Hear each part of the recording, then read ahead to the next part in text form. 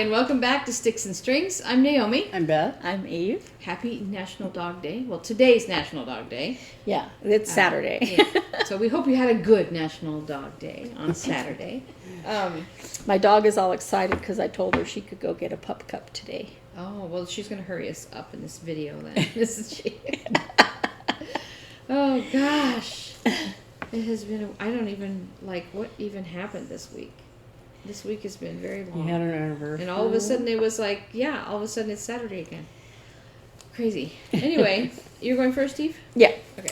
So I am trying to continue working on my August cross stitch camp piece, Tiny Modernist Phoenix Biscornu, because I've never done a Biscornu. And I know I'm not going to finish it by the end of the month. Yeah, I've done these phoenixes each like 3 times, so You've been done times 3 by now.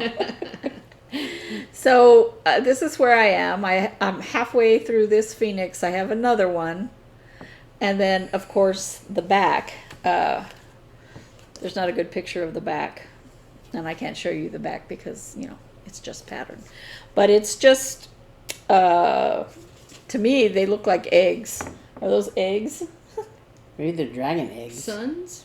I don't know. Yeah. I don't know. eggs. They look like eggs, like phoenix eggs. I don't know because It's a phoenix. when it goes up in flame, the ashes are there, and then it's just It regenerates. What It does it need regenerates. eggs It for? doesn't need an egg. I don't know. A new phoenix? I don't know. Anyway, and I'm not going to get done, but I will keep trying, keep plugging away at it. I am not working on it only. And I'll have to say that kept me from but I'm working on this. Because I didn't take out my sewing machine this time because I just didn't want to.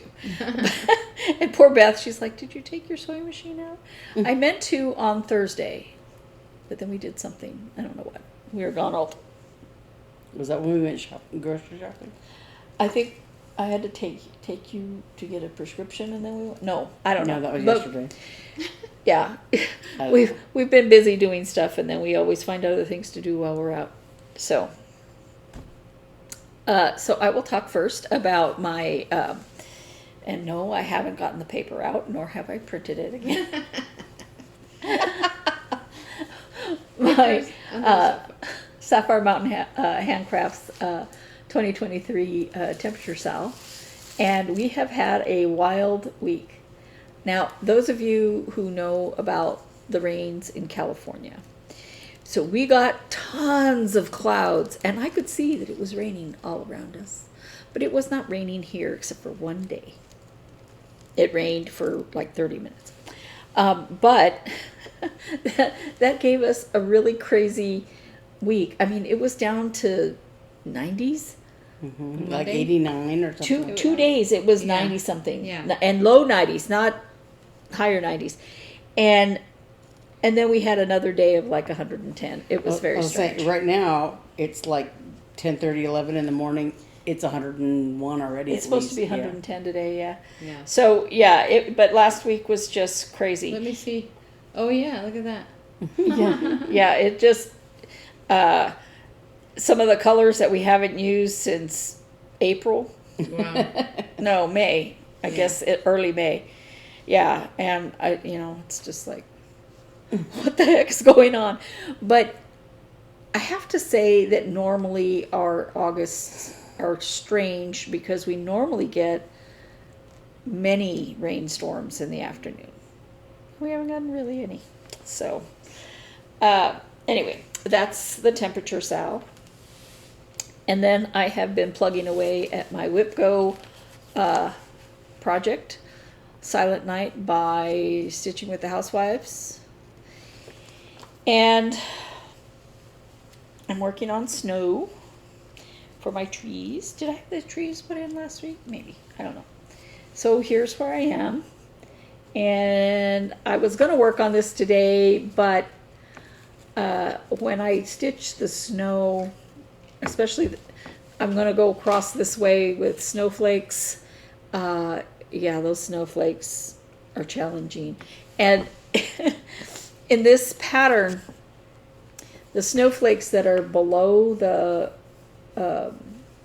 church, there's little tiny ones, and then there's huge ones, and other little tiny ones, and some are half blue, and some, so they take quite a bit of concentration, because like the two that I've done, well, partially done over here, I had to do a couple of them, the one on the far left, more than once, because I was like, well, actually, I should catch those two little snowflakes while I'm doing this snowflake, so that I don't travel this far, because I don't want to have to rethread I don't want to have to keep rethreading with that thread.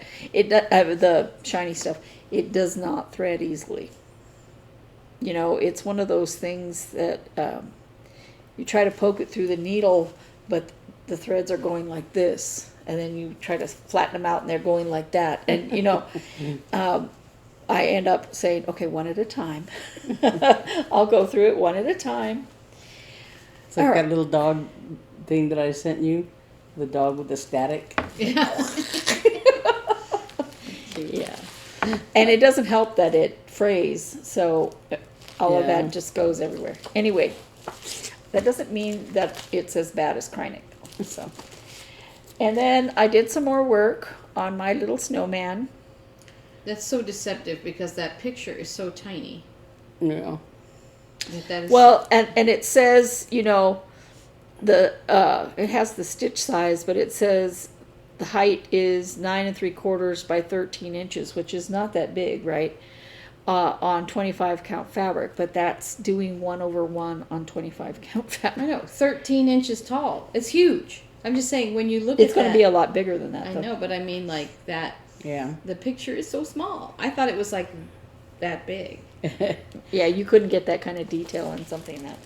Anyway, and yes, I bought a Q-snappy type thing. I was going to buy a regular Q-snap when I was at the attic, but there wasn't one there. And I thought about ordering it, and then I saw the Hobby Lobby version, and I said, well, I'll try it. If I hate it, I can always get a real one. And I hate it, but it's not because it's a Q-snap thing. It's because I'm so used to doing it in my hand that I'm like, how do you work with this stuff? I can't get my hand in there. So it's just going to be a learning curve thing, because it does make it easier for, like, I have a needle minder here for having the threads out of my way and stuff like that. So I have no idea what a Q-snap is. it's a big fat It's like a kind of like hoop, yeah, but it's square. yeah. It's plastic. What does it, like, roll? Pipes. The things roll on there? No. No. Well, You can sort of, but yeah. But it's there's like little elbow things to connect the crossbars, right? The four bars. and then the sides snap on so that you Oh, can Yeah. see. so that it holds the fabric tight. I see. But anyway, here I am, right here. I'm on square 2. You just do it one square at a time? That's how I would do it. Yeah. Nice. Well, kind of.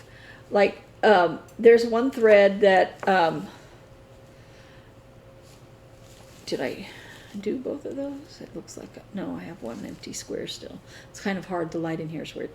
On the first square, there was one stitch that was that color.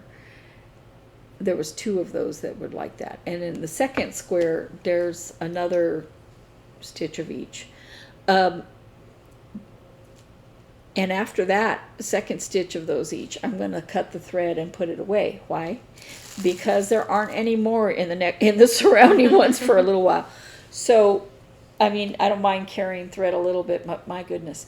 So, but it's at the point where I go, oh, there's some branches there. I can see something. Are you starting in the center? No, top. Okay. And the instructions say start in the top right. So I did. Top right or top left? I mean top left. So that's where I started. And then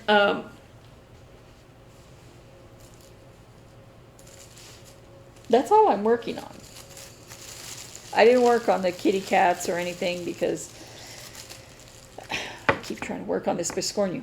And then I take it out, and then I stitch it again, and then I take it out. So the WIP-GO calls for September. September were called yesterday, and one of mine is Holly Jolly Christmas. Now, I've done both berries. Here's one of them. I just need to finish the other one, finish it, you know. And I started crocheting the top, and then I didn't finish it, and, you know. But I'm doing this, I don't even know what you call that. This top one, it's not a berry. Pillow? Square. Is it a pillow? Hmm? Is it a pillow? I think it could Or be a a flat pillow. folder. Yeah, it could be anything. You could just do it like I did that, you know, just to. So I have 10 days on this. I don't know if I'll get it done, but I'll be doing it on the same fabric, which is 14 count Aida. 14 count. It might be 16 count. And this, I bought this at Hobby Lobby, but I don't think they carry it anymore. I'm sorry, I don't remember what the name of it is. I wish I did. I love this color. It's like a stormy kind of color, and I did pick up 32 count Lugana that looks kind of like this. But that one is called Stormy Clouds. Stormy Clouds? I don't know, there's two with cloud name in it. Anyway, I digress. So that's one of the calls. And the other one is Stitching with the Housewives, Daisy May. I absolutely love this. And I told myself when I got it last year, I said, oh, I'm going to stitch that up. Yeah. Which Okay. is that? Let me see. The little bunny. Oh, yeah. It's very cute. This is how far I've gotten. Not far enough. Her little ears, though. Yeah, you know, What is that? Daisy Oh, May. Daisy it's a May, bunny. the little Oh bunny. yeah, I forgot about it. I think the ears, I had trouble, you know, when I stitched them the first time, I was like, what is wrong? They're not meeting up where they should, and The operative word being the first time? I think it was not the black part Oh. that I was doing wrong, it was the white part. One of the things with this is these little bees that are in the pattern. They're not super close to each other. They're not super close to anything.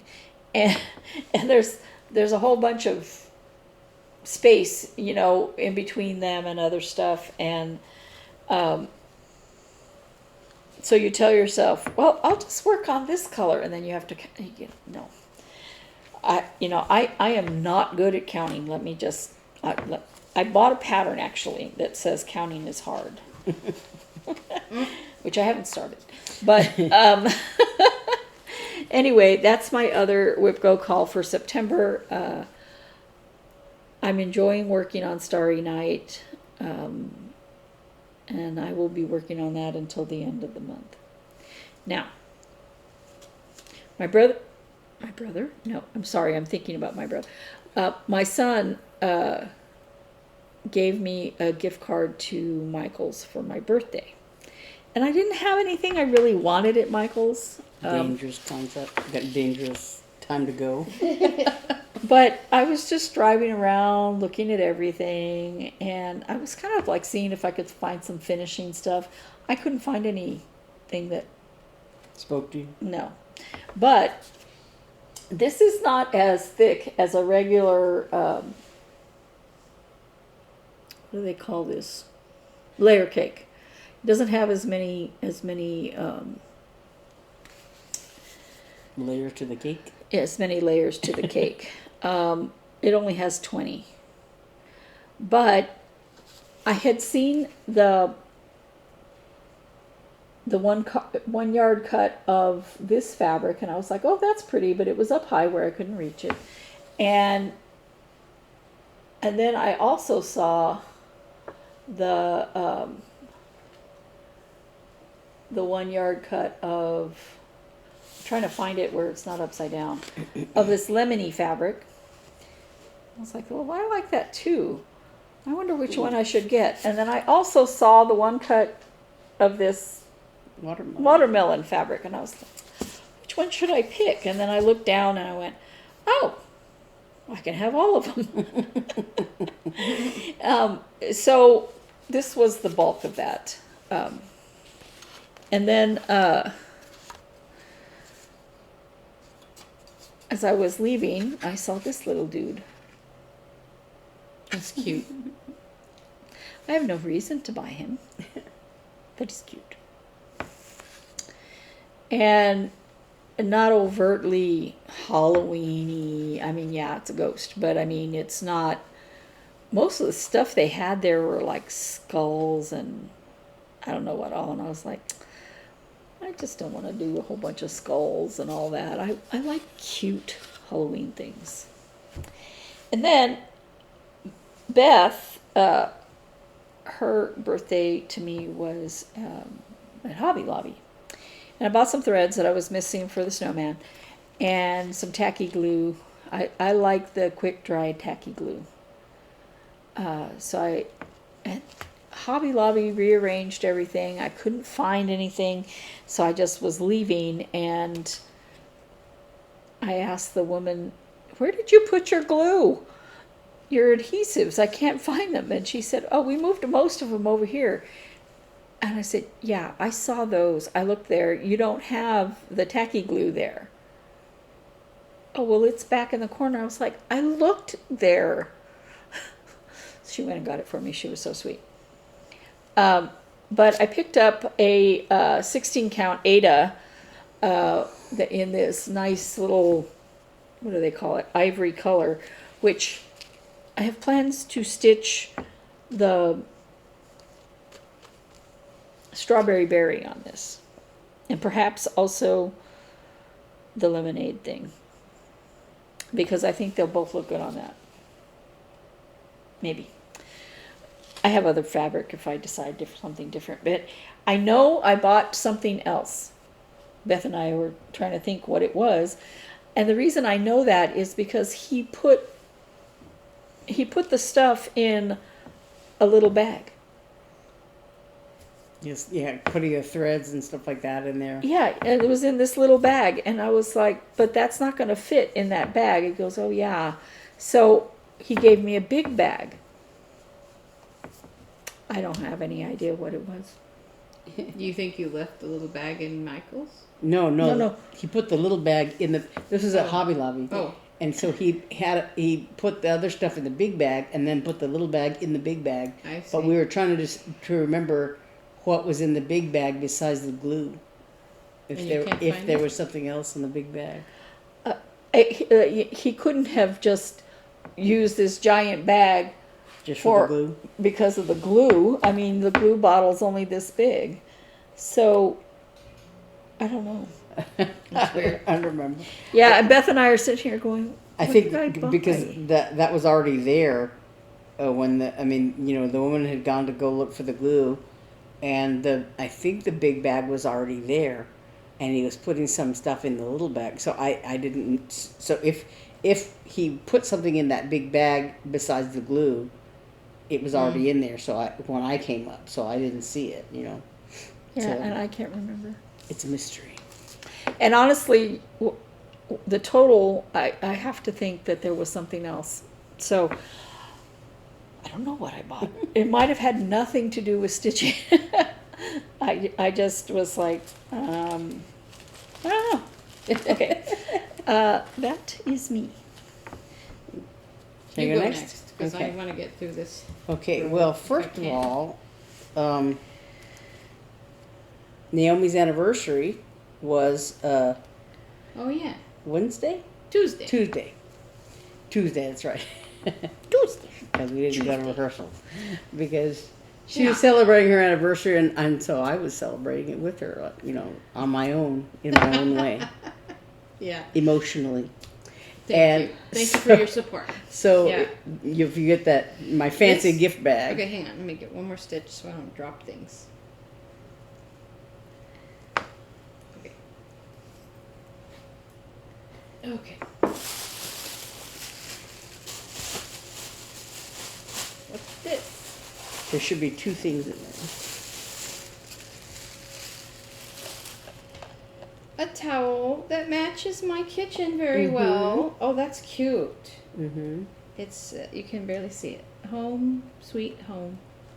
That is perfect color of green. Mm-hmm. Maybe we'll take this for. We're looking at paint colors. Ah. That's a nice color of green. Maybe that's the right color. Okay, thank you. I like that. Mm-hmm. And what does this say? Aw, this is where we belong. I saw that and I really liked it, and I almost didn't get it because I thought, well, maybe I'll get the towel instead, and and there was another little sign thing that I was looking at, but then I just kept coming back to that. That's so cute. Thank you. It's beautiful. Thank you. Mm-hmm. Thanks for the wrapping. It's so thoughtful. Fancy. Thank you. Okay, so I think last week I showed Yay, and I think I had already hit 6 days on that, or I was about to hit 6. So I think I didn't do any more on that, or 7 days. I think I may have done by the time we did it. So I had my other WIP-GO pull was Daily Walk in the Woods by Carol Manning, and this is from 2018 or 19. I just looked at it in my what do you call it, thread stash thing on my tablet, and I thought, oh, I'll remember that, and now I don't remember.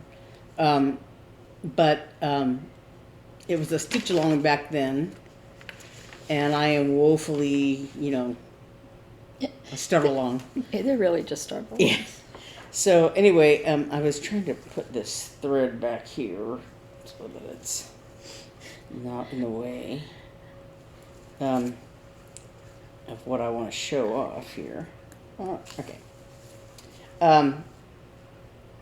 So I started on working on these 2 big trees. This little guy here and this one down here. It's a little harder to see because it's very light green on this white background. But then I also did this the teeny weeny little tree down here. And since I had some more time left, I went ahead and started on this tree here. And I think this is the edge of the pattern on this side. Yeah, it is. Yeah. And so even though I told myself I didn't want to do it another day, a minute past the 6 days, I did go ahead and do the 7th day because I wanted to finish this tree. And so that's why I'm working on it now, because once I finish the green here, this tree will be finished. And I should be able to do it today,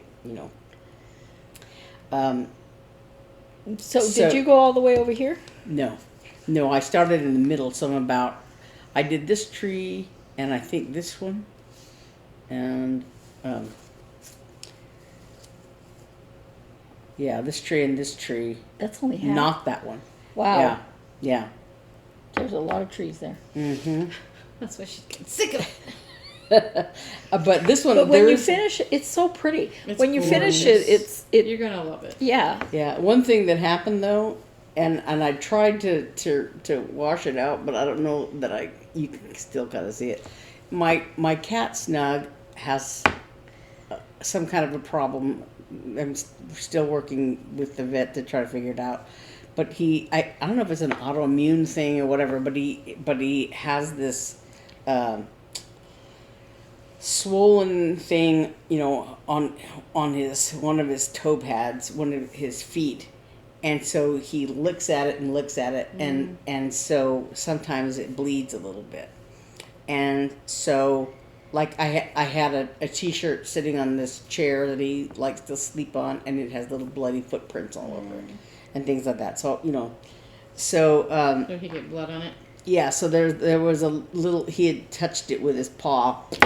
And I was just looking at it and like, is that a dirty paw print? And it's so so I tried, kind of rinsing it off, but I didn't want to do a full washing of it because, so I don't know if that'll ever come out or if you'll be able to see it because this is on such I did it the wrong way, so there's very little margin up here. There's enough. So I don't know how it's gonna, There's enough. if it's gonna be visible or not. But so anyway, this is, I'm sort of, I wanted to finish this tree because it is on the left edge, and I'm not quite to the bottom though. I think there's another big tree down here. So yeah. So once I want to finish this tree, then I'll put it away for at least another year. So yeah. A yearly walk in the woods. Yeah, a yearly walk, a year in the woods, a yearly walk in the woods. So yeah, so then my numbers. Oh wait, so I still have my FFOs to do for this month, and Oh, I just dropped my paper. so Excuse me while I disappear. so this one, good must I be, so Santa will come see At me. least yours didn't I've go talked under about the this couch. before. So I think I want to try to do it as a ornament, maybe a little pillow ornament or a flat fold ornament or something to hang in the tree. So these I think I showed them before. The Chessie and me beneath Yes, the you bough. did. Yeah. You did. So, and then the hippity hop, which is tiny, tiny, tiny. So I don't know exactly what I'm doing, but this is my, it's a Lindsay Waite Primrose Cottage Stitches pattern. So this is my FFO stuff for August. So I have a few days to work on that.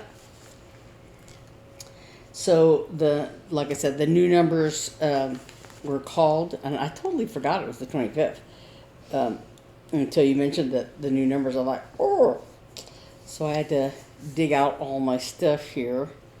So my number one is my WIP is Spring Scamper. These are two of my favorite projects that I have to work on. Sorry, I've got a mess going on here. So what else is new? Okay, Spring Scamper. This is by Misty Purcell at Luminous Fiber Arts. I wanted this the minute I saw it. A lot of her stuff is that way. So this is the one with the bunnies and chickens and all that they're scampering in this little parade kind of thing. They have carrots and all kinds of things there. And so this is as far as I've gotten. I have the one bunny on the carrot mobile. I love the color of that fabric. And Did you dye that? Hmm? Did you dye that? Yeah. It's neat. And I have one part of there's a chicken back here, so that's the chicken's wing, I think, on the back of this carrot mobile. So I haven't gotten a whole lot done on that, but I'm hoping that maybe I can get some more. At least finish that chicken. So that's my Spring Scamper, and this is 6 days on this as well. And I just I left out my project bag because this is one that was sent to me by a viewer, and I can never, remember her name. I'm sorry. But I love this project bag. It's one of these vinyl front things. I don't want to show the front because my pattern is there, but it's got all these angry cats on So it. cute. I love it. And it has a little cat medallion thing on the zipper pull. And she sent me another one that I have. Oh yeah. But I can't remember what project's in it. But I just love this bag. So that's Spring Scamper. And then one of my other favorite projects is this Winter Gathering. It's a Dimensions kit, I think. Yeah.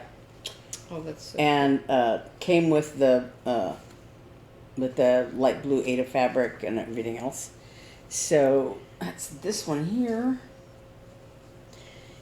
You've gone pretty far. Yeah, this is pretty far. The little trees in the Hold it up background. higher. Hold it up higher. The little trees in the background back here are like half stitches, so they're very ghosty in the background. And then I did like where the stockings are hanging. I did at least one color, maybe two now. And so yeah, So it's cute. very nice. And then the little birdies all wearing their little winter hats. It's just so cute. I just absolutely love it. So I think all the birds on this side are done. All these oh, just knocked something down. Yeah, it's the pattern. All the birds on this side, these 4 birds here, I think are done. You know, except for the back stitching or whatever. And then so I have however many birds on this side. I just threw the pattern on the floor. 3, I guess, because that's how many stockings there are.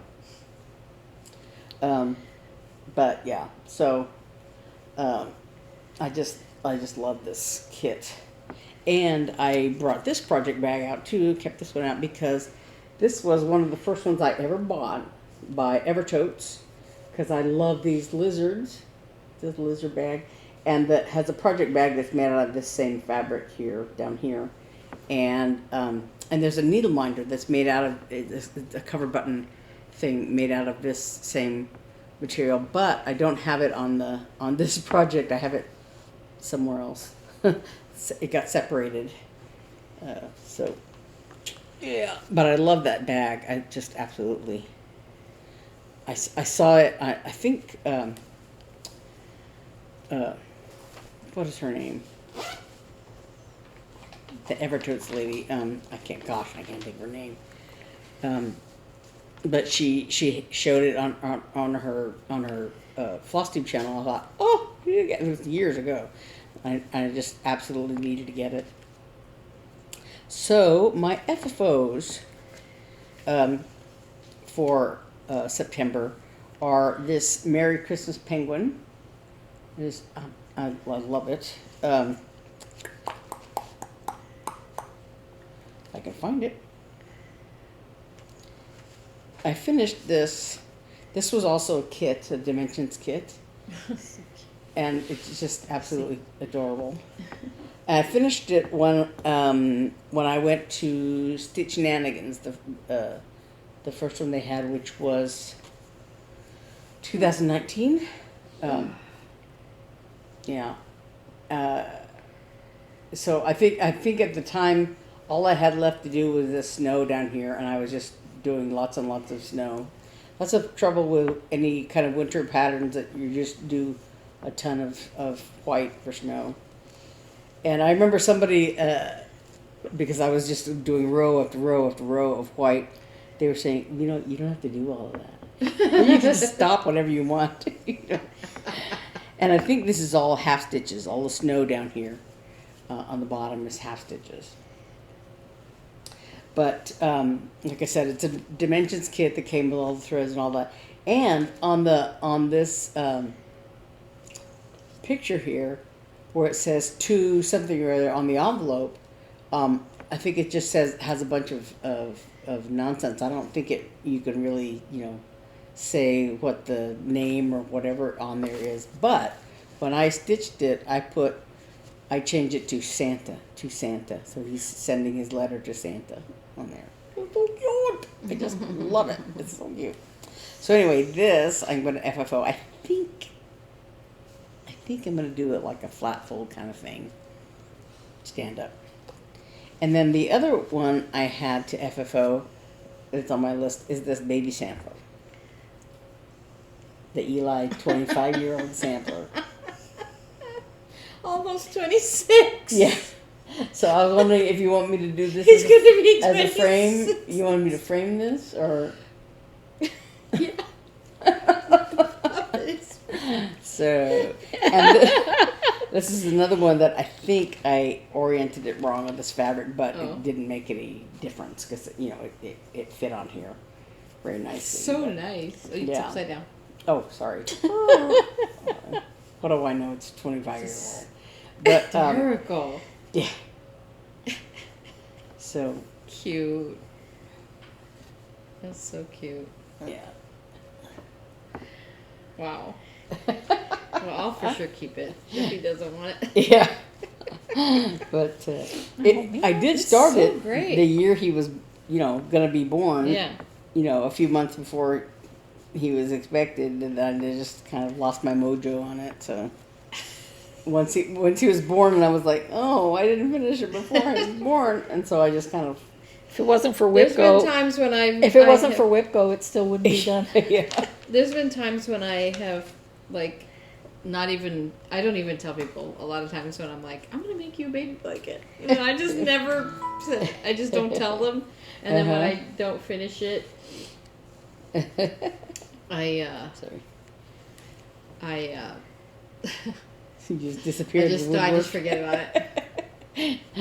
Yeah. So, well, this is like the thing I made for your wedding. Yeah. Which I treasure. That you got for your like 3rd anniversary or something. I treasure that. But so then, so those are my 2 official FFOs. But I had 2 mistakes in my FFO list before. Because with all the smalls that I was supposed to do last month in July, this ribbon embroidery project was among them. And this was one that I actually finished it and FFO'd it in this little card thing that came in. It was a little Jan Lynn kit, and it came with a card. And like I'm such a knucklehead. I didn't cut this right. I should have left it and folded the corners in, but I couldn't figure it out. Anyway, I was very inexperienced, and this was in the days before the internet, before floss tube. So it's a little smashy. It's cute. But it was a little ribbon embroidery kit, and so you cross stitched, all the flower pots and the cat, and all the flowers are done in ribbon embroidery. So, you do like French knots, you do long stitches, you do whatever. And so I made this for my mother, but when they were moving out here and we were helping them, pack up the house, I got all the cross stitch stuff. It's languishing in a box somewhere in the garage, I guess. But I had rescued this and I wanted to reframe it because the little cardboard thing, card frame thing that it was in had like basically come apart. It was tearing and so I looked at it and it was like masking taped to a piece of cardboard or something like that. So I want to try to salvage it and refinish it on something. So I was supposed to do that. It was on my list of smalls, and I just totally overlooked it. And the other thing was that one of my FFOs back in, when did I do it? In June, I had written snowman and I wrote PP in there. And I had thought it meant Priscilla's Pocket, which was that little snowman Right. that I did, But I think PP actually stood for Puntini Puntini, this little snowman. And it has a couple of buttons, and I had come across them when I was doing something, the other FFO stuff. I thought, I told Eve, I found the buttons for this because I had mislaid them. And now I don't know where they are again. Because That was my Christmas present a couple of years ago.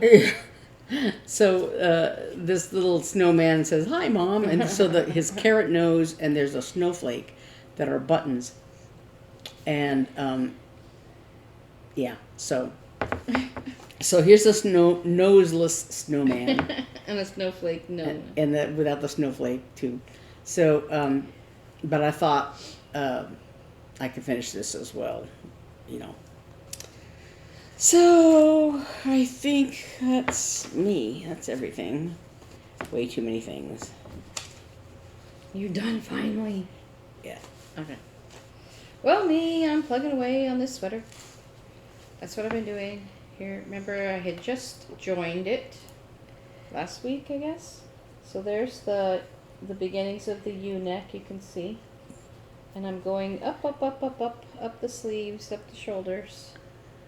And it's plugging along. I always think, oh, this is going to go fast. And it's not going fast. But I'm almost done. I'm on the home stretch. So that'll be good. It'll be done before it's cold in Boston. It will. But here's a huge problem.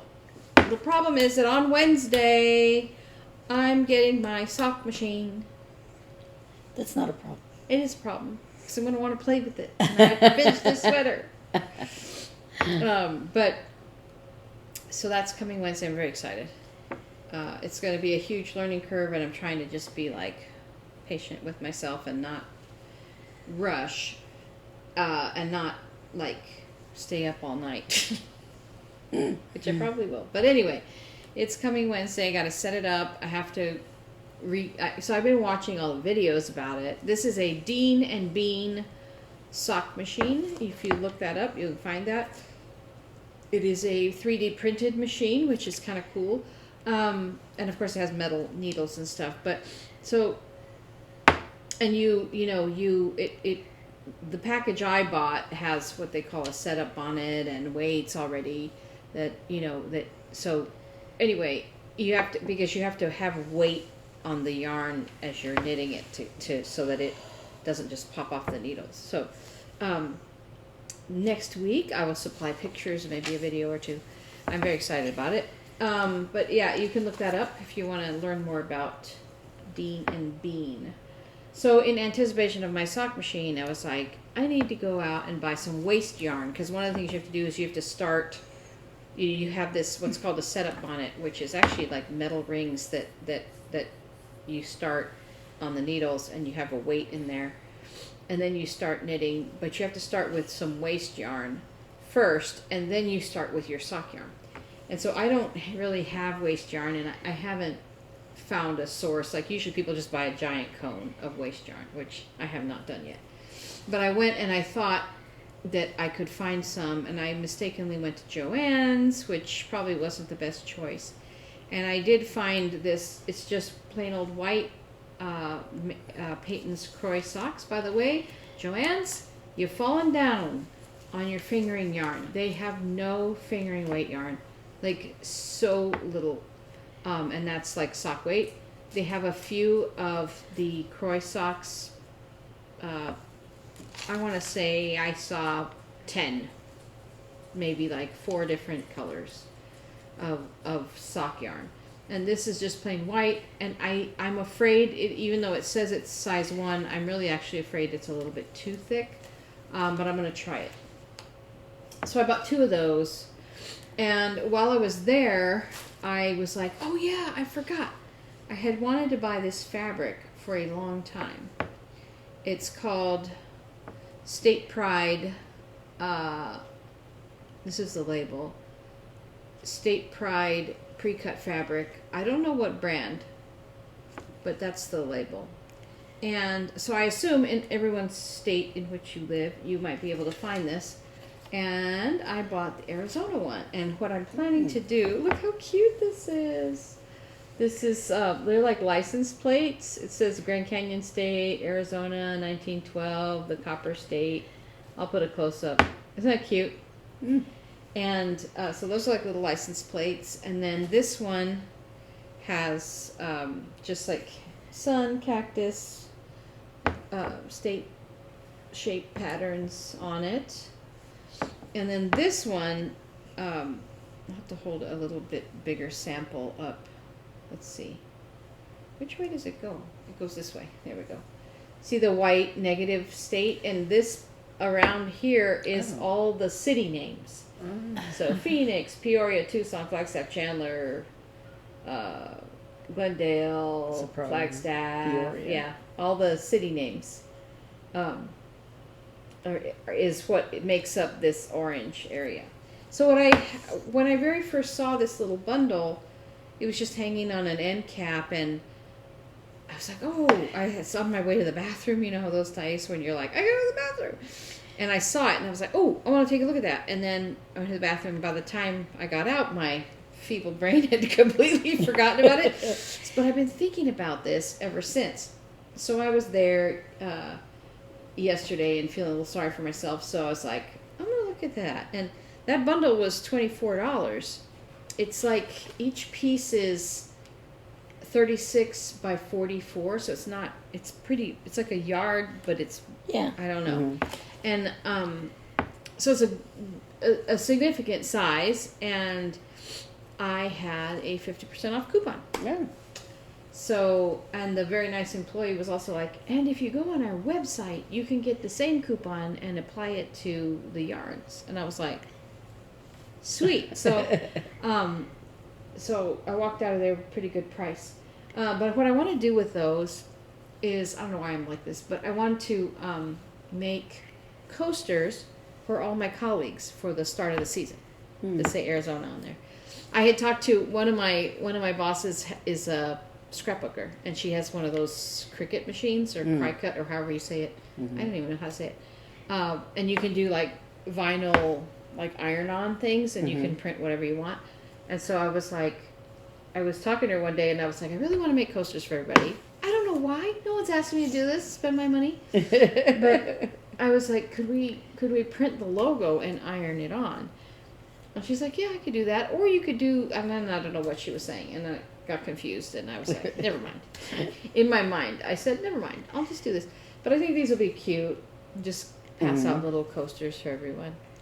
And that's like end of September, so I have time. And then, That reminds me, I but was looking for some of these pattern things, and I came across my Phoenix Symphony brochure. Oh. I was like, oh, Yeah. I need to keep that. yeah. And then I got a block magazine in the mail. It's really pretty. There's I'm not in love with very many of these patterns, but there's one called Confetti in here that's really cool. But yeah, this came just the other day. I always like reading it. Look at the grapes. Anyway, I love block magazine. Realistically, you know, with so many patterns, you're not going to like them all. No, Yeah. no, and that's great. And I like the idea of what I do is I keep them all, and then I go back when I want to make a quilt. I have a huge Selection. selection. This is really beautiful. This is the one I really Inspiration. like. It's called Confetti. Now this is like a king size, I guess. Huge. But it's really pretty. It's made up of tiny blocks. You make it with 2.5-inch strips. Looks really cool. Anyway, so that's Nice things on the back. yeah. They have these little quarter moon zipper bags here, and then a hot tool travel bag. It's like a long quilted bag you can use for like your hair straighteners or curlers or whatever. So nice. I like their books, and there's no ads in them, which I love. So anyway, that is me. I'm just plugging away on this sweater, and I'm about to get my sock machine. And so I was really proud of myself this week. I said, I'm going to brave it. I'm going to try to go swimming. Because I've been afraid. She knocked on my door before she went, and she goes, I'm just letting you know that I'm going swimming, so if I'm not back in an hour or so, come and check on me. So I'm like, I said, come and check that I don't need paramedics called. So I thought, you know, I was very worried that I would have trouble getting up out of the pool. I got in the pool fine. It's that paper. It's that you just dropped. No, but the dog was down there. I was trying to pick it up, but get anyway. it up from her feet. No, it was me. So I didn't have any trouble getting down, but it hurt so much to try to move my leg to swim. And I said, okay, we'll just use the other leg and my arms. Yeah, that didn't work. And it was cold because we had those 2 days where it was cold. And those 2 days weren't consecutive. Relatively cold. We know it's not cold. Let's just put that caveat in there. But well, okay, it was cold for us to get in the swimming pool. yeah. I waited for 2 days that were over 100 before I tried it. So it was very, very painful to try to swim. And I have physical therapy lined up, but they couldn't get me in until September. And at first I thought, well, maybe I should wait and talk to the physical therapist. And I was like, yeah, but it's going to get cold and I want to swim. So I went, right? I actually had all this trouble swimming. It was painful to swim. I got up, out of the pool, no problem. I was like, I could have been swimming. And my leg is a lot better. Good. Unless I try to sleep. Or obviously swim. Yeah. But yeah, I'm walking easier. And so I say that, but I baby it a lot. Like when I went to the grocery store, I didn't walk, and I normally walk because, I know it's not exercise like real exercise, but it's still moving. So normally I walk and push the cart, but this time I didn't. And I'm starting to do that kind of thing a little bit more, but it's important to stay mobile as much as you can. Yeah. So, what did I do this week? Oh, I did have an anniversary. Yeah. And that was really nice. We went out to a place called Culinary Dropout. I've heard of that place. It was so good, but mistakes were made. Okay.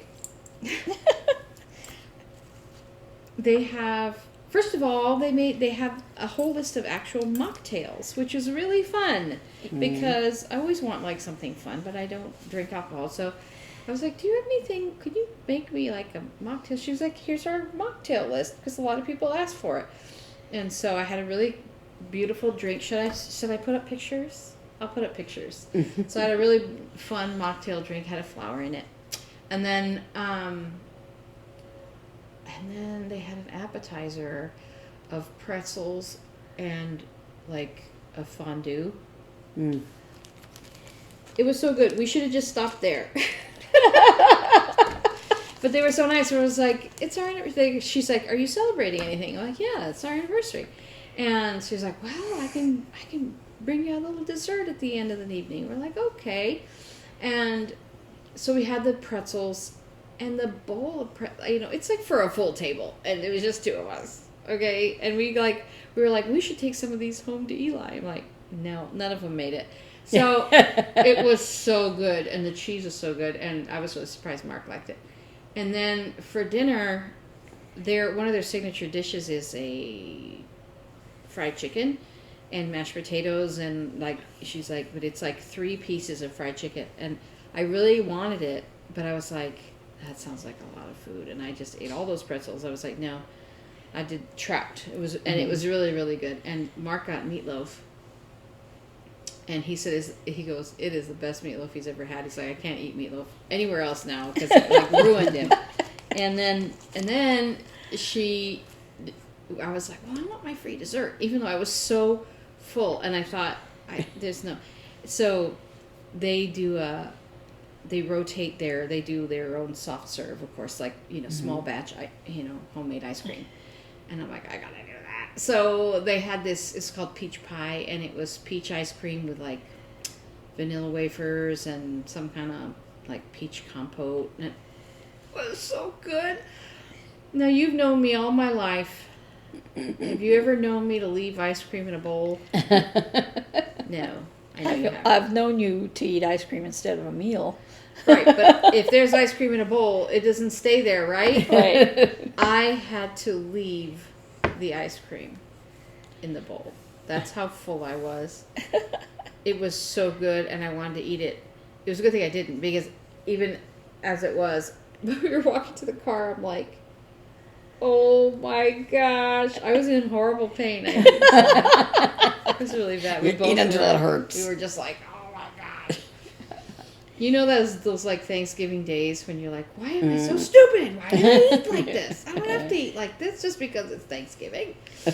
But it's really nice when you find a restaurant that you're like especially when it's for a special occasion. Yeah. That you're not regretting going there. No, and and it wasn't cheap, but we didn't feel bad spending because it was so good, and the service was good, and the atmosphere was good, and it was just really, really nice. It was just all around a really nice evening.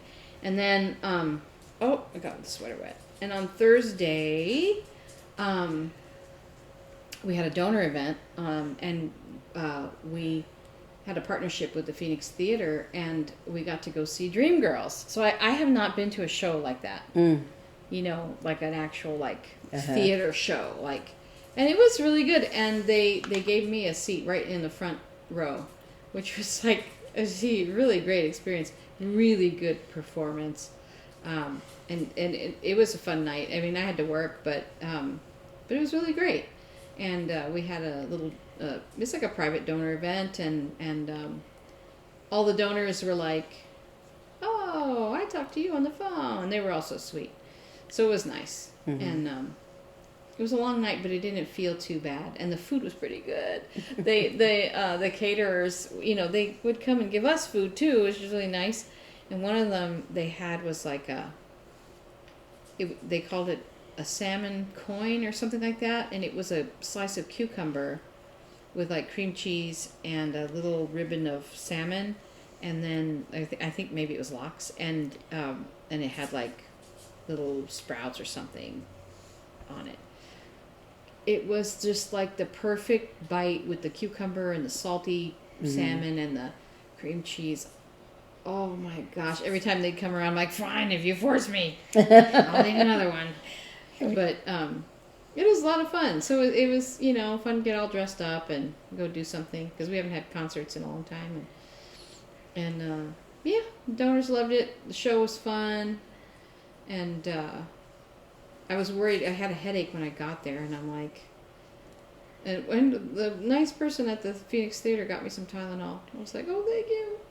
So I don't know, because I was like, I don't think I can stay, because we didn't have to stay for the show, you know. We all had tickets, and I was like, if this headache doesn't go away, there's no way I'm gonna survive Dreamgirls. But it was really good, so that was a lot of fun. So I guess that's all I did this week was work. And I took Friday off. It was nice. Did nothing. Did absolutely nothing.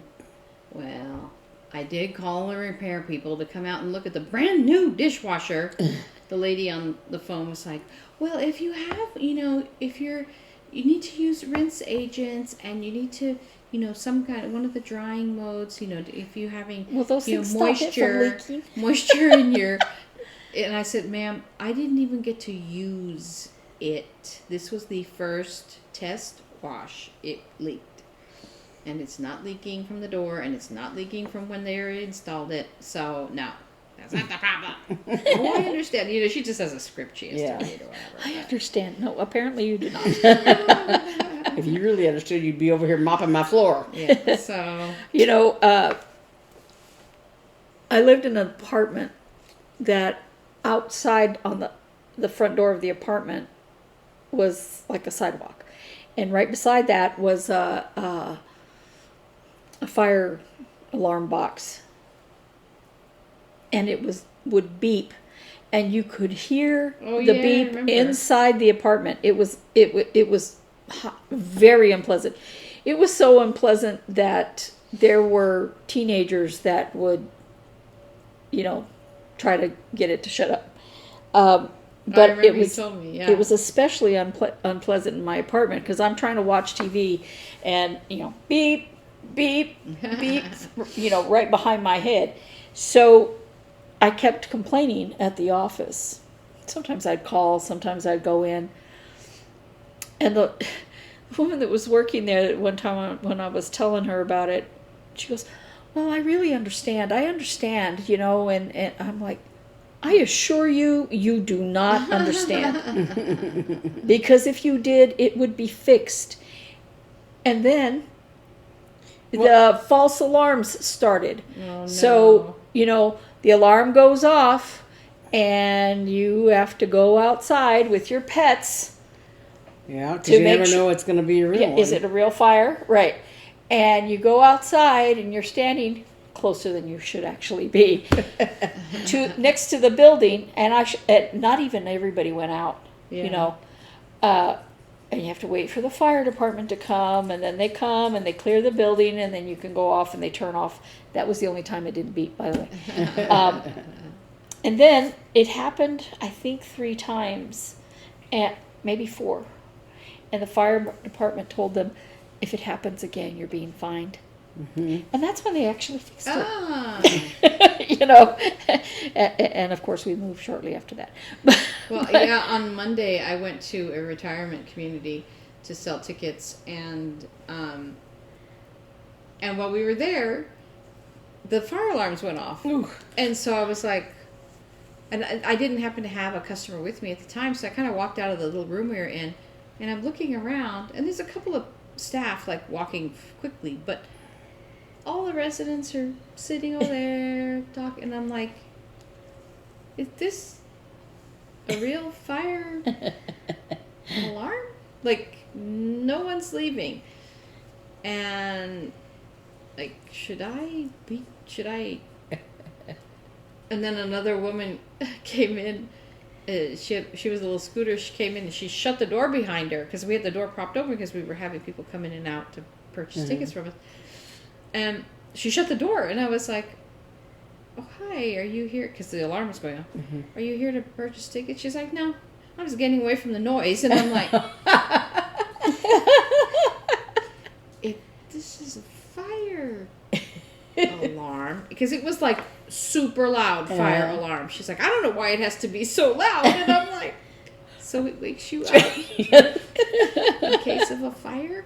And then the lady that was the staff lady was like, "Yeah, they've been working on our they're redoing our dining hall or whatever, and the alarms keep going off." Oh, yeah. And I'm like, "Well, we hope we don't start, thinking it's the boy who cried wolf. At some point it might be. I need to get out." So anyway, yeah, I was like, that's not really safe. That's how our my graduate dorm was. Yeah, you remember you told me. Yeah, because like every weekend that alarm would go off, and it got to where it was an X shape, and you could see, I was down close to the bottom, so it was easy for me to go out, but you could see because there were windows all along the stairwells on the ends of the X's, and there'd be people there looking down like, is a fire truck coming, or do I go back to my room? Oh my gosh, that's really bad. And it was really bad because if it happens a lot, you just ignore it. Yeah, and they were real fires. They just weren't like the building wasn't on fire, but they were in the garbage chute things. Because people would throw a cigarette down there thinking that it went directly to the incinerator, and it went to a holding bin. Yeah. But then the one time that it went off again, and I came out and somebody had thrown a cigarette butt in the trash can right outside my door. So the little cleaning room thing that was right there, there was a trash can with a plastic liner in it, and that was on fire. So we had to, and it smelled like horrible burning plastic, and we all had to get out and So, I worked for a while in schools at the lunch cafeteria, and schools have a lot of fire alarms. Mm-hmm. They're just they're tests, mm-hmm. And in the cafeteria you have a set amount of time to do stuff, and it is figured out from A to B how long it is going to take you to get ready before they bring somebody in and to eat, and in between you have to get everything ready again, and then so you don't have a whole lot of time. So when the fire alarms would go off, we would not go out, and because they were drills. Right? So then they came and yelled at us about that and said, "No, you have to go out." And the manager was so mad. She's like, "Well, then lunch isn't going to be ready on time," kind of thing.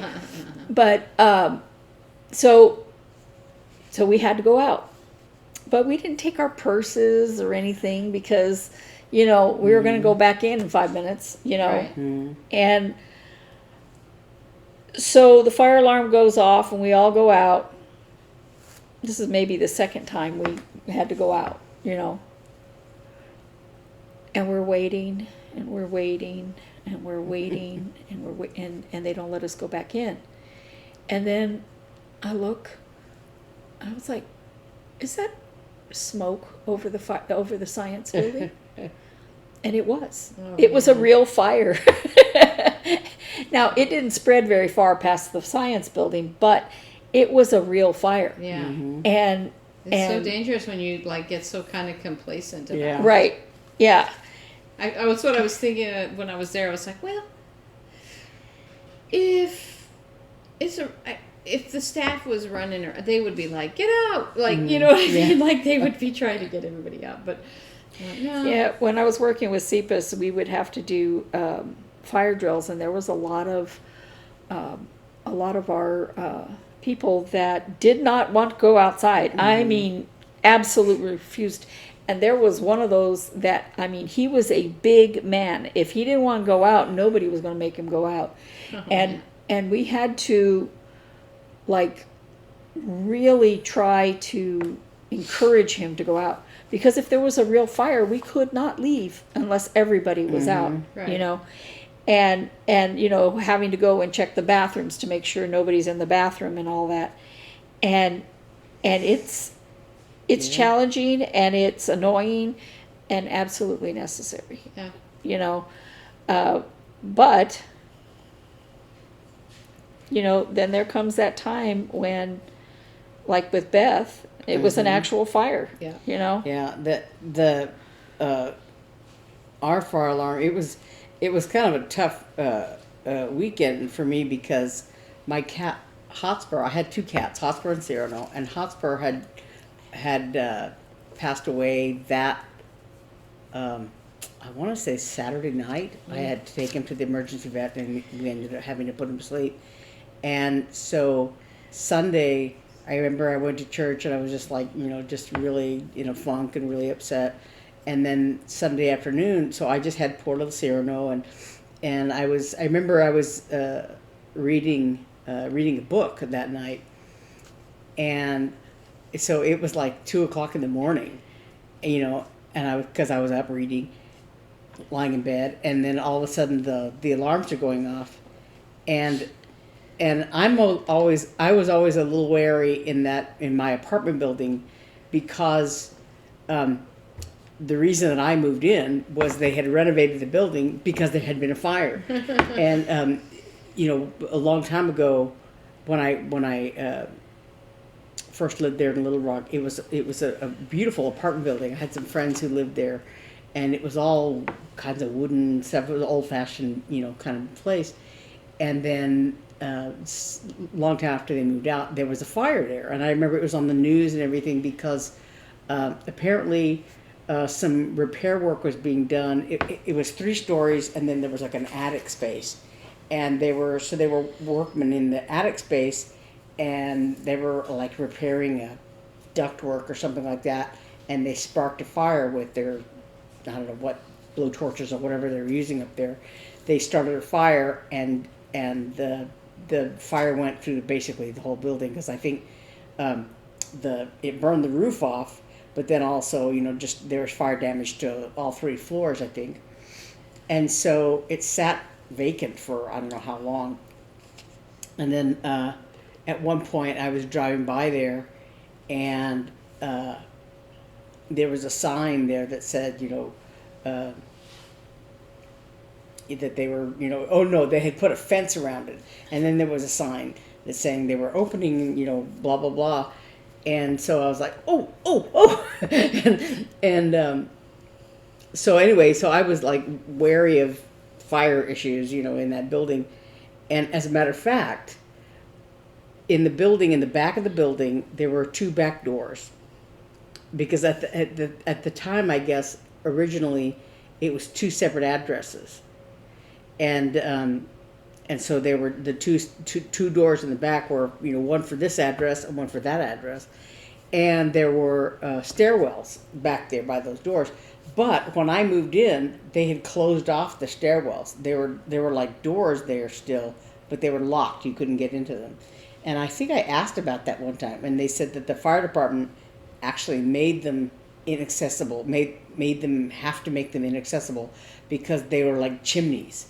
You know, if a fire started, the fire would just go whoop up the stairwell. You know, And so anyway, But then how do you get down? Or that well, there were stairs in the there are front. other stairs. Yeah. I see. But so there was something about the way they were made, I guess, that would made them hazardous. Oh, because well, there weren't fire doors, I guess, or something like that. Like the doors we had in the front, there were fire doors that were, whatever. There was a power interruption. The doors would swing shut automatically.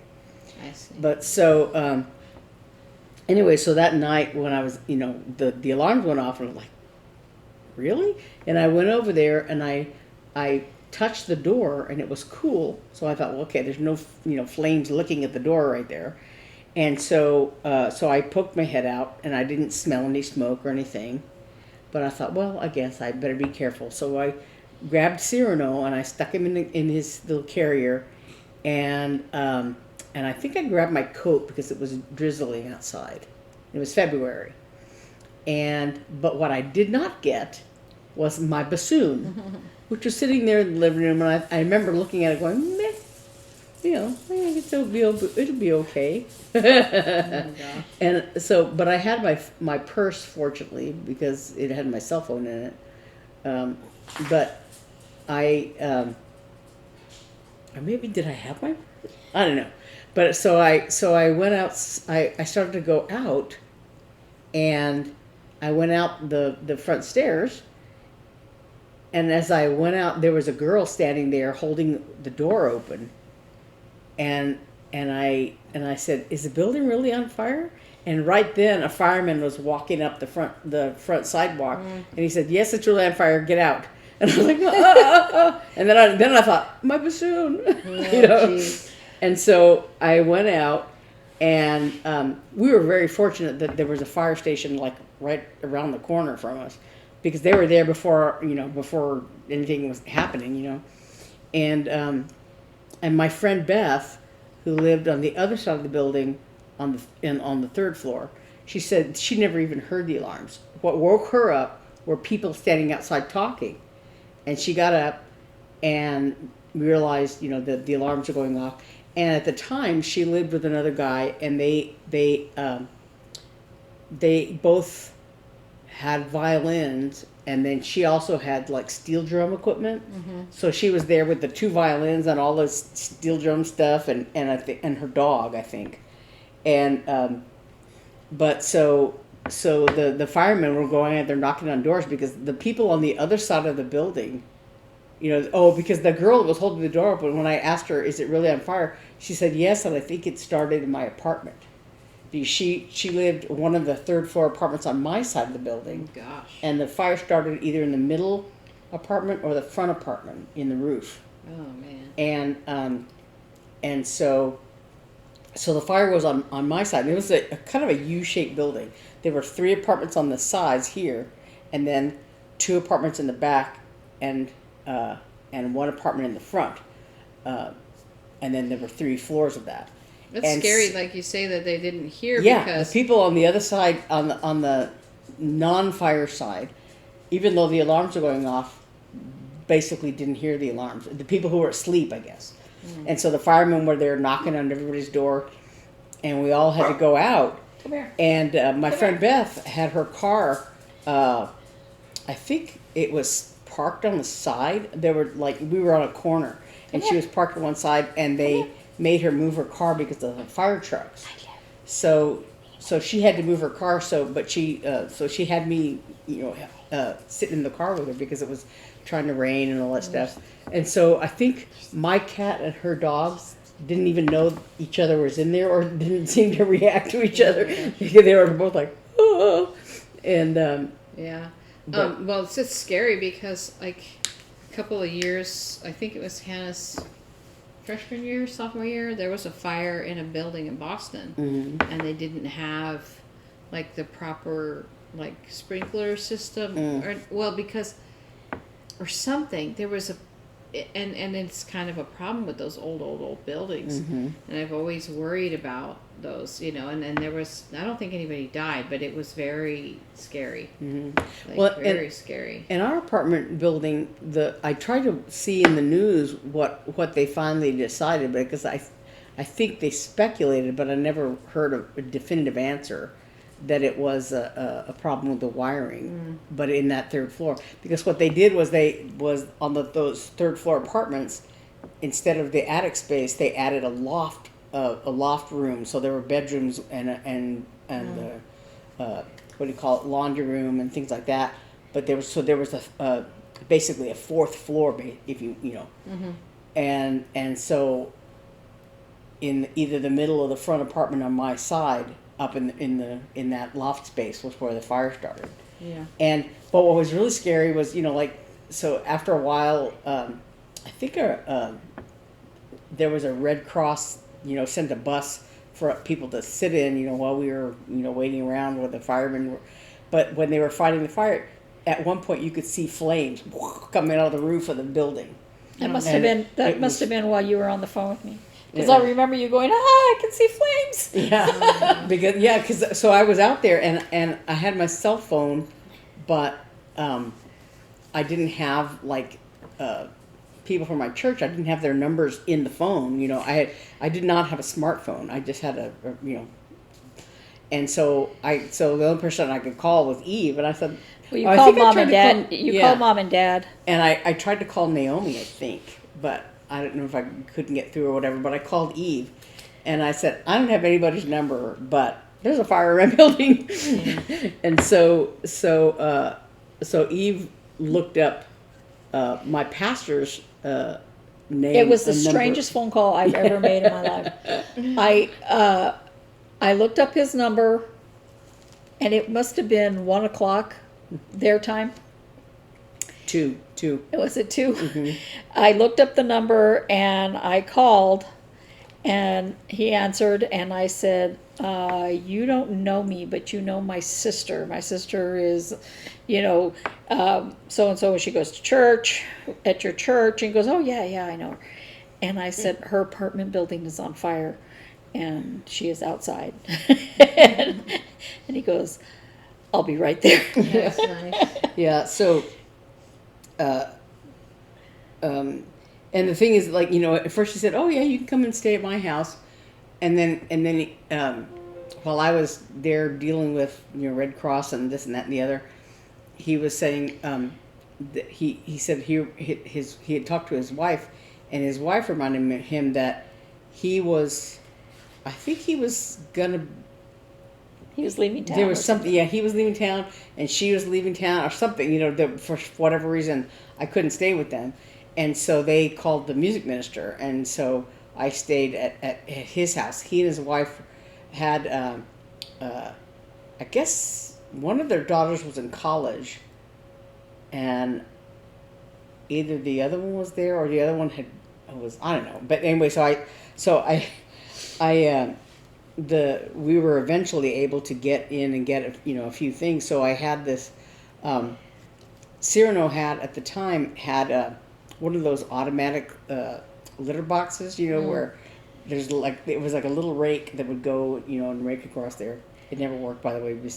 Anyway, but so but I didn't want to take that with me, of course. But he had to have some kind of litter box. So so I think I had there was had a box of cat litter, and it was one of those cardboard box things, and there was a lot of water damage along one side of my room, of my apartment, but the water had not penetrated the cardboard of this box. So I poured all the cat litter into a plastic bag, and I asked my friend Larry if he had a cardboard box so I could put the litter, in the box, whatever.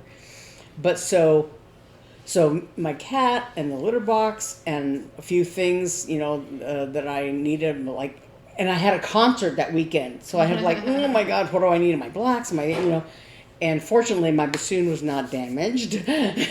But so I had to get all the stuff and go to my friend, my music minister, Larry's house. But the terrible thing was they put me in their daughter's bedroom, and it was white everything. White carpet, white lace canopy, white, and I'm like, oh my God, Cyrano's going to make a mess, do something horrible. He's going to throws up on the bed. What am I going to do? And it was, but I was only there, fortunately, a few days because their daughter was coming home from college, so she was going to need her bedroom. But my friend Hazel, she was another person at the church there.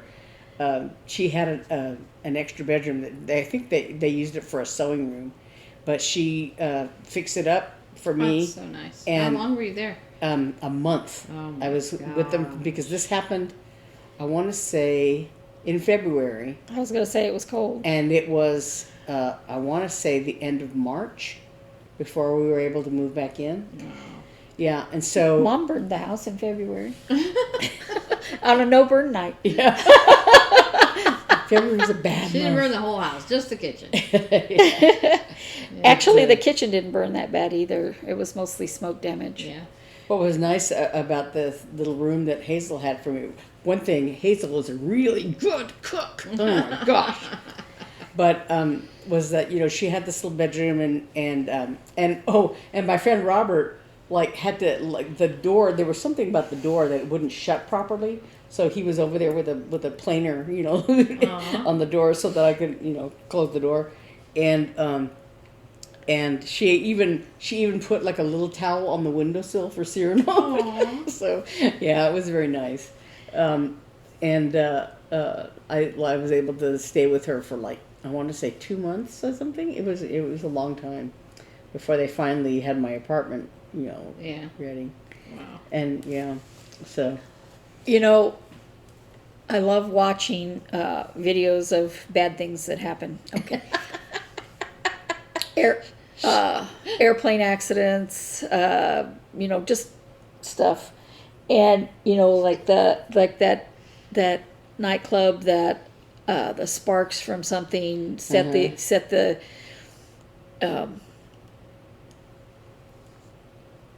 decorations on fire. And I'm not is it Copacabana? Not that one, but it happened in the East. And even one of the band members died in the fire. Mm-hmm. As to why these things happen, right? And why, a lot of times the loss of life is due to stuff like, the fire code's not being followed, but also doors barred shut because they're afraid somebody might get in. And, like in movie theaters, you don't really notice them, but they're there. The exits at the front of the theater. Yeah. And those are so you can get out. And unfortunately, people have had to use those, for other reasons. But all these things are put in place, and people get annoyed. Well, why do I have to? Because such and such happened.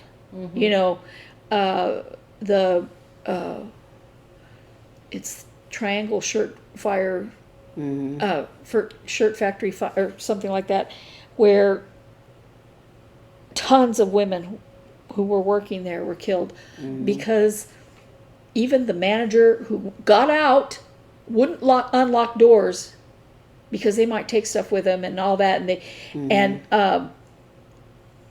had no way out. They were locked in, and so things like this happen, and laws are changed, and people forget about it. Yeah. And then but they prevent so many tragedies from happening. Building. Not if you don't pay attention to the fire alarm and you just stay in your little scooter. And shut the door because I don't like the noise. I don't like fire alarm noise either. You're not supposed to like it. You were telling that story, and I'm like, I don't know what would happen if our smoke alarm started going off in our house, because my cats, every time there's noise, they just scatter, and I would not be able to take them out. Yeah, That'd be awful. that's what. I was fortunately it would be really bad. Fortunately, Cyrano, I was able to grab him right away, but yeah, if like nowadays with Puck and Snug, they'd probably go under the bed and I wouldn't be able to get at them, Yeah. And as a matter of fact, when that apartment building burned before I moved in there, they were, on the news, they were talking about it a lot because, there's several people, were displaced and all that. nobody died in the fire, but they were, it was on the news, and this guy was interviewing this woman, and she was very upset because she was unable to get her cat. And so she was, kind of tearful, and she's talking to them, there's nobody cat. And so they were standing like in front of the building, of the burned out building. And this person who was there, another one of the residents, she goes, I just saw a cat. And they ran and they found, and it was that woman's cat. There was a story like that with, I don't know if it was a cat or a dog, with a tornado. I saw that. Oh, yeah. I saw a clip of that. Well, when we all went out during the fire, there was guys in the apartment right above me, I think.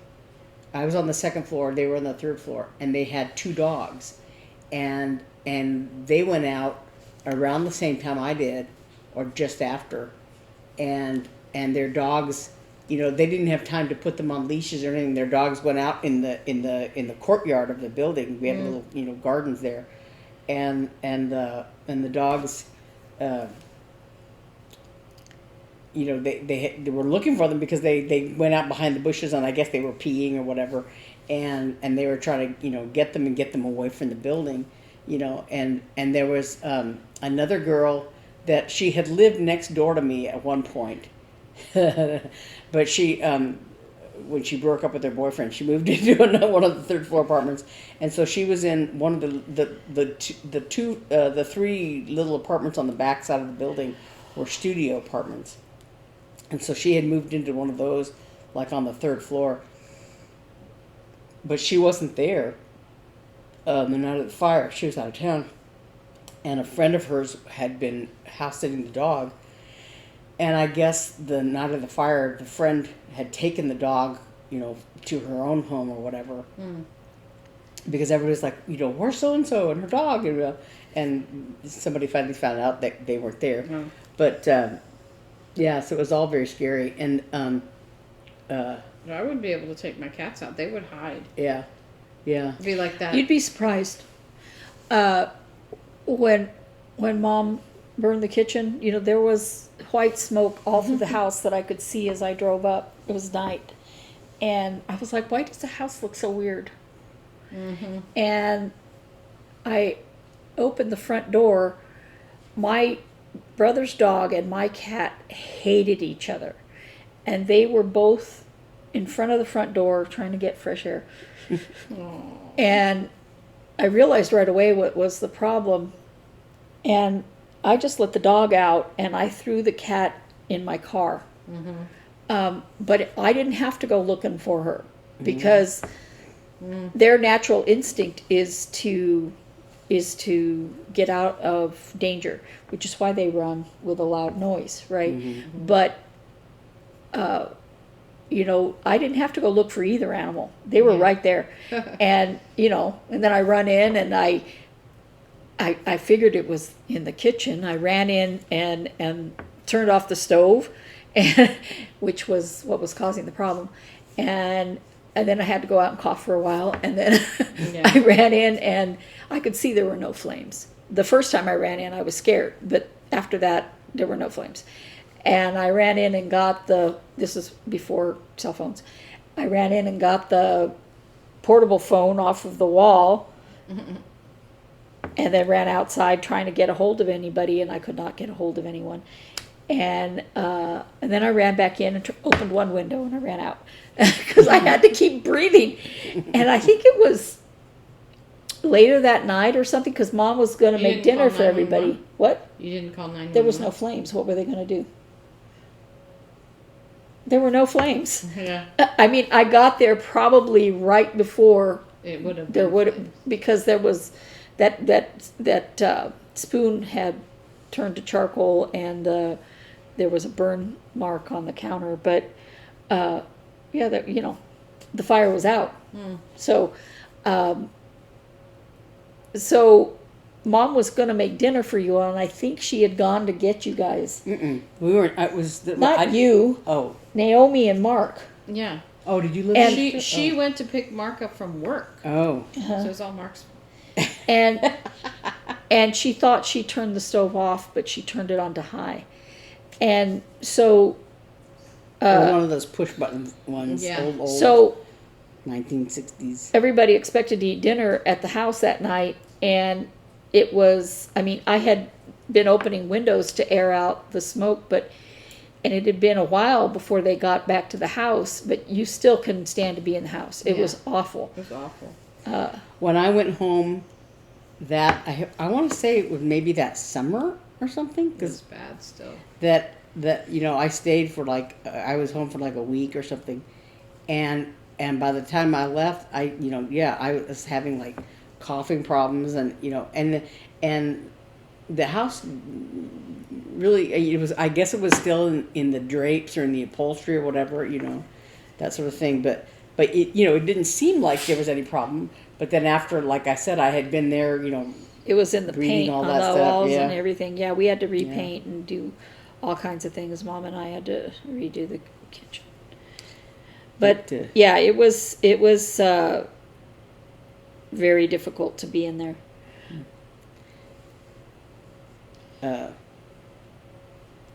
Was I going to say? Oh, one time that we had a what was, I guess everybody assumed was a fire drill at work, where I worked downtown at Blue Cross, and so we had designated places that we were supposed to go and assemble, to make sure that everybody from our department was there or whatever, and so we were all out there, and then after a while, instead of giving us the all clear to go back, because the fire department responded or whatever. And we were just like, wait, what is, and so we were out there for a long time. And then finally, what it was is that there was indeed some kind of a smolder fire or something on some floors. And we were like, oh. There was no fire alarm, but one time I took Robert to, his swim practice was moved to a pool that was down like on Riggs Road. That's far. But they moved it, and we were there, and all of us kept saying, do you smell smoke? All the parents and the coaches were like, so one of the coaches went to look, and the pumps for the pool were smoking or on fire or something. And they got all the kids out and made us go out into the parking lot, and the fire department came. I had all our stuff. I didn't have to go back in, but some of the other parents had and coaches had other things that they had to get. And, the pool was in between, where the fire was and these people's things, but they still had to wait. But, it's kind of weird when you're like, okay, that's different, they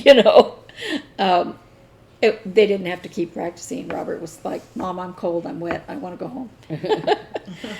And we didn't have to stay for anything, so we went. But,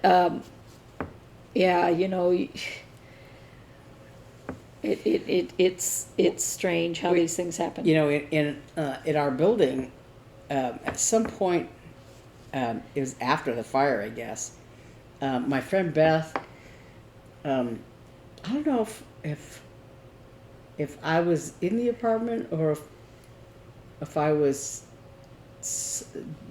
had come home from somewhere, because she was outside, and I think she thought she smelled gas, and so she had called the gas company, I guess, or whatever. She had called somebody, and we were supposed to wait for the gas company guy to come and check, and they have like little sniffers or something.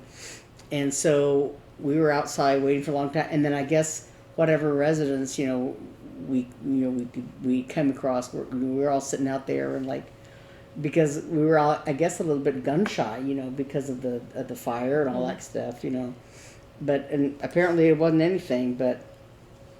Oh, you had a gas stove and stuff that. Yeah. Huh? Yeah. Yeah. Every once in a while. Yeah, we my get gas stove kinda that I was scarce afraid of. in our office building as well, because it's old. It's like 100 years old, something. 150, 140, something like that. Yeah. It's really old. Well, our building was like, I thought it was older, like from the 30s or something, just by judging from because there were a few original bathrooms that were left in the old building, and you could tell the original ones because they had hex tiles on the floor, and the bathtubs were like deep and wide. I called them because they were like they were cast iron, like rather than fiberglass. Not with the feet, you know, but they were wider and longer and So when was it thicker. built? I want to say 30s. This guy that was the guy that came to cut off the screw that was sticking to the thing. He said it was built in the 50s. Oh. So I don't know. But what was creepy was in the basement of the building. I was down there with a guy from the cable company when I first moved in because the cable wasn't hooked up, and I was like, just because there was going to be an episode of the X-Files, but so there wasn't any way to watch any television except like, you know, with an antenna or something. So when I had moved in, I, you know, was asking him, you know, I asked him, I went through all this rigmarole because I called the apartment complex, and they said, well, you have to call the cable company or something. So I called the cable company, and they said, oh, we don't have, because they changed the address. So they said, we don't have the address. And they said, I show such and such, you know, apartment so-and-so destroyed by fire, apartment so-and-so destroyed by fire, because they had disconnected everything, you know. Yeah. And so what it was is that there wasn't a cable running to the building from the street yet, or something. Anyway, so I called all kinds of people, and finally this cable guy came. You're like, the X-Files is going to be on. Yes. So finally Work it out. This is very important. Yes. So that night, actually, the cable guy was supposed to come. He called me, and they said, you know, he said, well, I'm at this other cable job, you know, it's going to be, you know, evening before I can come. And I said, come anyway. I'll be up. Come. And so we were down there in my apartment. He put this little, you know, indicator thing, and then he went down to the basement, and like all the cables to the, you know, for the building, for the cable TV was like, it was, you know, it came from the street, and then it came like, they were, I guess, bundles, you know, that came through this thing, and then each bundle was supposed to go to the apartments, and there was something like but when it came to where he was going to connect them, those cables were not labeled, you know, so there was just a big blob of spaghetti, and he had to go through and like strip each wire and find the one that corresponded, because I had to go up to my apartment to tell whether or not it was beeping or something like that, and this poor guy is down there on his knees stripping cables and trying to find the right corresponding one. And this basement was very creepy because they had not yet put in the laundry facilities. They put a few laundry machines, and they created with like what do you call it, Drywall? No, not even drywall, like paneling. They created a little laundry room. But otherwise, down there, it was very creepy. There was a big hole on one side that led, I don't know where, because I think somebody told me that once upon a time, there were like these connecting tunnel things to some various older buildings like that. Like so there was a big hole in the wall, and it went into, you know, I don't know where. And then there was some big machine.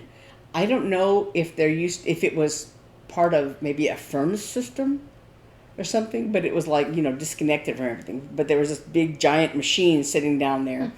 And then like you could, if you walked around in the basement, you could see like these pipes where like, okay, this cable for the cable company, you know, comes from apartment 3C or whatever. And so, you know, 219 or whatever. And so they were labeled. But then by the time they got to like where the guy had to find them, it was just a big pile of spaghetti. But so you know, there were some on this side and some on that side, but then they all went whoop, and you know, so yeah. But it was a very creepy basement to begin with, and this poor guy was kneeling down there, you know. Oh my gosh! But, So I finished my cup. I meant to tell everyone I just threw Coke on my head last week. So this says the McDonald's cup as featured in, and then it shows there's a list here of all these movies and things like Fallen Angels, Space Jam, You Be Illin' by Run DMC, The Office, Coming to America, Seinfeld, The Boyfriend, Brief Answers to Big Questions by Stephen Hawking, and on and on. And so last week, there was one of these in my house, and I took a picture of it, and right here, I photoshopped, I edited the photo, and I put Three Sisters Created right here, and then I sent it to everybody, and Beth was like, "Are you kidding? That's so cool!" And I'm like, "Dude," she thought it was real. Anyway, here's a picture of the doctor cup. And look, we use our McDonald's cup so often they took notice of us. So the dog has been telling me that she needs to go get her pup cup. Yeah, my husband's been telling me that he wants me to bring him lunch. Your husband wants a pup cup? No, he wants lunch. So, thanks for joining us lunch again this week. Well, you have to get your own lunch. Oh, here comes the dog. She's like, "They're done say finally." thank you. They promised me a pet pup cup. We hope you have a good week, and we'll see you next time. Bye. Bye. Wave goodbye. Bye.